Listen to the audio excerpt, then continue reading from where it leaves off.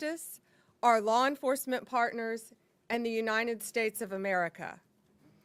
As you've heard, drug kingpin Ismael Zambada Garcia, also known as El Mayo, has confessed to a lifetime of crime in service to the Sinaloa Cartel, a foreign terrorist organization.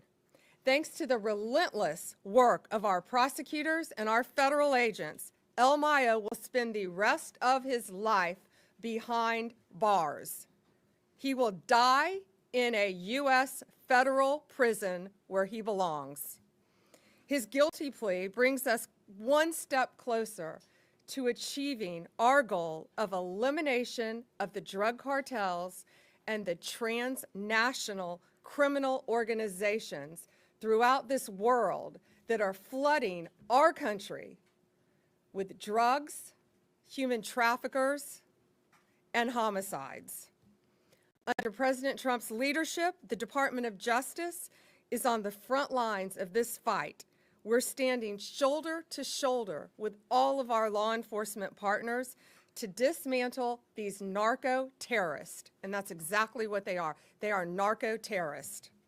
El Mayo was one of the most prolific and powerful drug traffickers in this world. His partner was El Chapo. They were co-founders of the Sinaloa Cartel. They brutally murdered multiple people and flooded our country with drugs. Their reign of terror is over. He will never walk free again. Over the last 3 decades, El Mayo and his accomplices made billions of dollars, hundreds of millions each year they were making by bringing poisonous drugs into our country. No longer. The Sinaloa Cartel initially built their businesses with cocaine, but then under El Mayo's leadership, they turned to heroin, they turned to fentanyl. They purchased fentanyl precursor chemicals from China.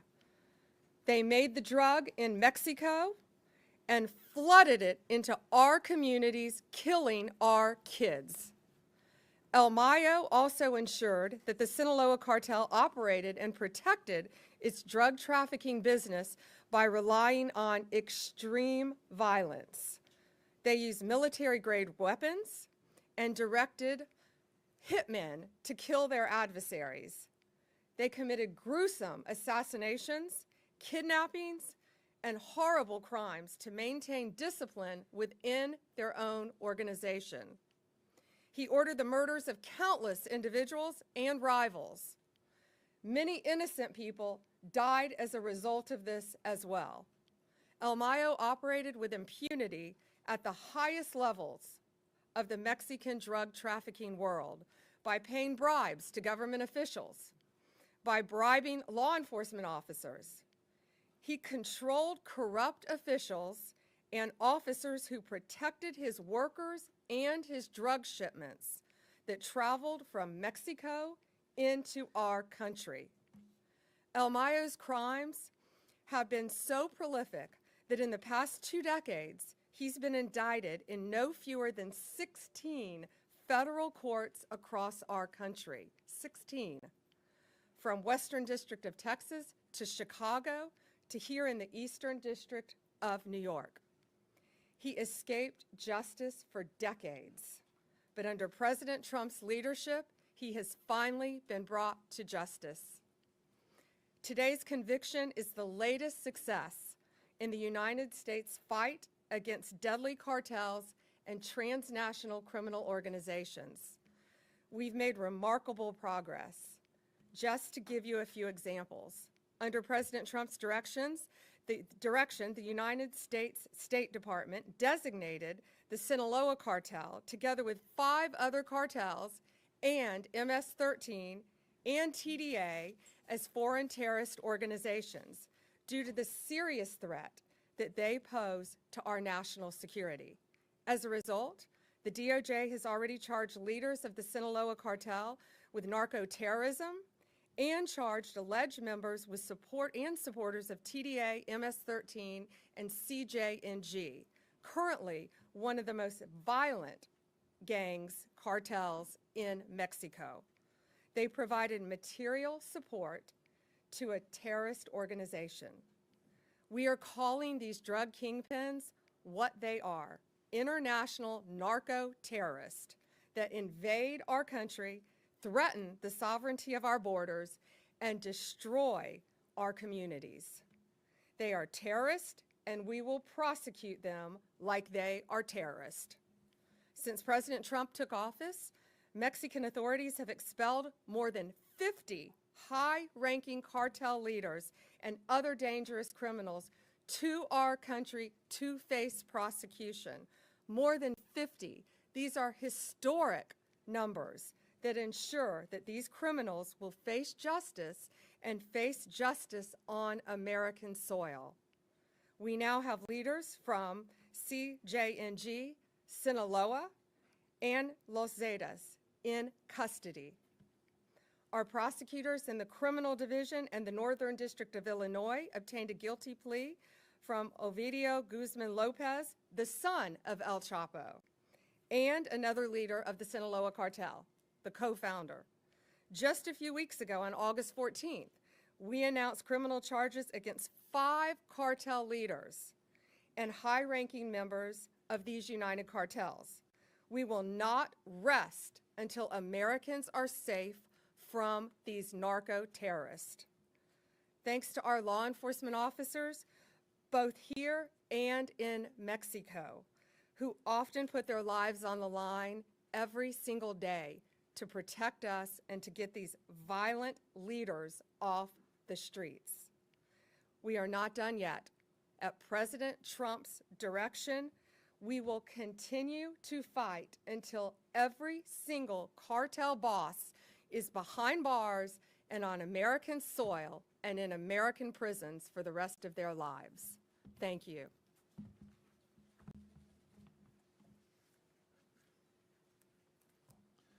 Thank you, Attorney General Bondi. As you've heard a short time ago, Ismael Zambada Garcia, known as El Mayo, pled guilty here in the Eastern District of New York to being the leader of the Sinaloa Cartel, the largest drug trafficking organization in the world. Among other things, he admitted to leading a continuing criminal enterprise and to RICO conspiracy charges. This is an historic day. With today's plea, the Sinaloa Cartel has been decapitated. Its 2 founders and leaders, Joaquin El Chapo Guzman, also known as El Chapo, and now El Mayo, both stand convicted. These defendants built a criminal empire in Sinaloa, Mexico.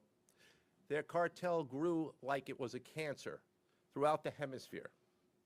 They flooded the United States with deadly drugs, including cocaine, heroin, methamphetamine, and then fentanyl.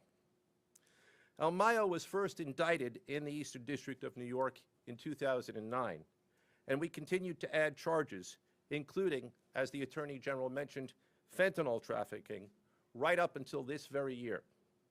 As a result of his conviction, El Mayo faces a sentence of life in prison without the possibility of parole. This conviction is also a testament to the unrelenting determination of the prosecutors and the law enforcement agents who would never stop seeking to bring El Mayo to justice. As our Attorney General has pointed out, the plea marks the conclusion of a decades-long effort by hardworking and dedicated public servants across the United States. I want to thank the prosecution team from the Eastern District of New York, Assistant United States Attorneys Francisco Navarro, Robert Pollack, Adam Amir, Lauren Bowman, and Rebecca Ercolay.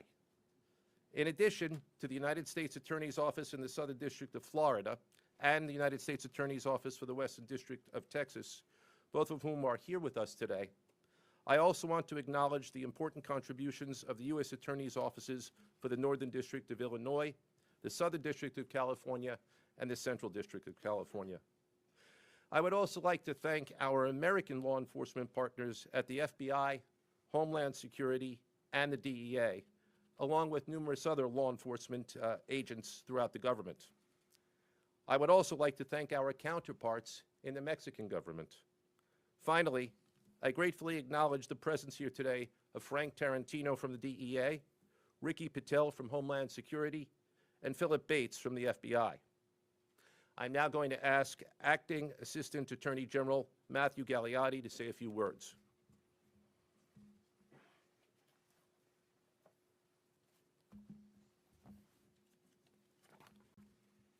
Thank you, United States Attorney Nocella. Good afternoon. My name is Matthew Gagliotti, and I'm the Acting Assistant Attorney General for the Criminal Division and a former Assistant United States Attorney here in the Eastern District of New York. Today marks another milestone in the Department of Justice's relentless efforts towards the total elimination of cartels. One of the most notorious narco-terrorists of all time, Ismael Mayo Zambada, was convicted in a United States courtroom, having confessed to more than 3 decades of crime in service to the ruthless Sinaloa Cartel. For decades, the Sinaloa Cartel, under El Mayo's leadership, made billions of dollars by importing dangerous drugs to the United States, intensifying the drug epidemic in our communities by flooding our streets with cocaine, heroin, and ultimately fentanyl. Today, El Mayo admitted to crimes of a staggering scope, including leading a sprawling criminal enterprise that distributed more than 1.5 million kilograms of cocaine in addition to other drugs. He made corrupt payments to operate with impunity, and he protected Sinaloa's operations by ordering acts of extreme, heinous violence, leaving a trail of human suffering, including innocent victims, in his wake. Pursuant to his guilty plea, El Mayo will spend the rest of his life in prison and owes $15 billion in forfeiture to the United States. Results like this are not possible without the prosecutors and agents who have done an extraordinary job building the case piece by piece and seeing it through to completion. This is another significant result under Attorney General Bondi's leadership in the department's unparalleled drive to eliminate cartels. As part of that effort, we have seen more than 50 high-ranking cartel members expelled to face justice in American courtrooms, collectively one of the greatest takedowns in United States law enforcement history.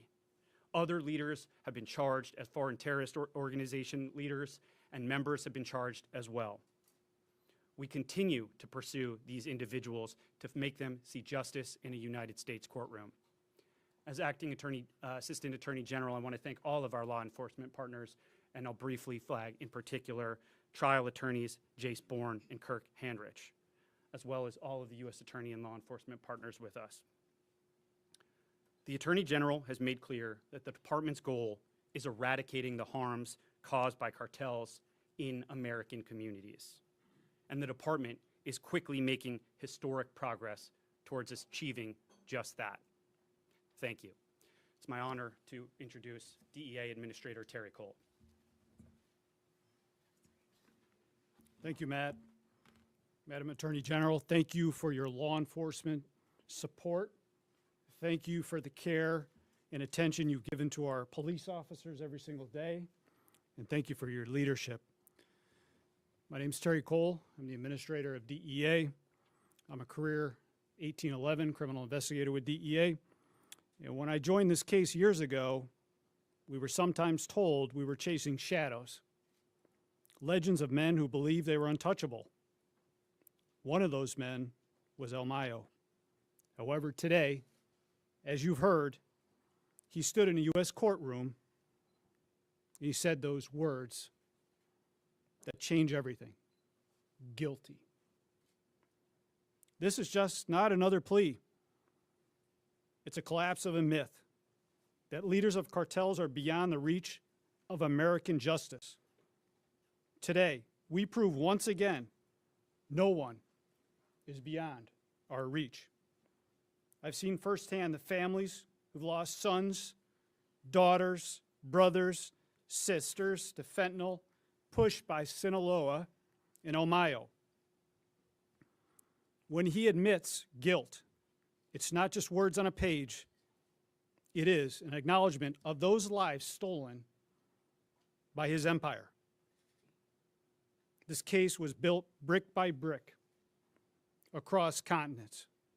It began in 2020 at a targeting meeting that I attended here in New York. From there, the New York Field Division, the men and women standing to my right from all federal agencies, pursued relentlessly every single member of the Sinaloa Cartel, along with our agents in Bogota, along with agents in Madrid, and our partners at HSI in the FBI, and our partners at EDNY and the other federal agencies, prosecutors that we've mentioned. Our agents just did not build a case. They carried the memories of U.S. citizens. Juan Carlos Garcia, who was murdered by the Sinaloa Cartel in 2015. Every interview, every wiretap, every sleepless night was for justice. It was for justice for those families who have lost their kids to the Sinaloa Cartel. Our global partnerships develop the ultimate blow. We did this by leaning on our powers of partnerships in New York, to Bogota, to Madrid, to Washington. We tore down walls between prosecutors, investigators, and analysts. We didn't care who got credit. The only thing we wanted was the truth. It's the same model we used when we took down Garcia Luna, when we took down Chapo, and as we continue to dismantle RCQ. It's a model of dismantlement of the cartels today. Dismantling cartels, we just didn't go after the drugs. We went after the decision makers, the financiers, the killers who directed violence with a single phone call. This is how we dismantle cartels at the highest level. Global cooperation. DEA is not just an American agency. It's the world's most trusted partner to fight against cartels in synthetic drugs. This case proves what happens when we work together as one. The illicit finance. These complex historical conspiracies are where DEA thrives, following the money, listening to cooperators, and turning intelligence into courtroom-packed truths. Every plea is more than a headline. It's one less pipeline of poison into our neighborhoods. It is one more life saved from a fentanyl overdose. I've stood in too many homes where parents and their children keep memories of those that are lost. Today's guilty plea doesn't bring those kids back, but it sends a message to the cartels, to the world, and to families who still grieve. DEA will not stop. We will hunt the heads of these organizations. We will tear apart their networks, and we will bring them to justice, one member at a time, by the men and women over to my right, the finest career law enforcement investigators in the world. Thank you.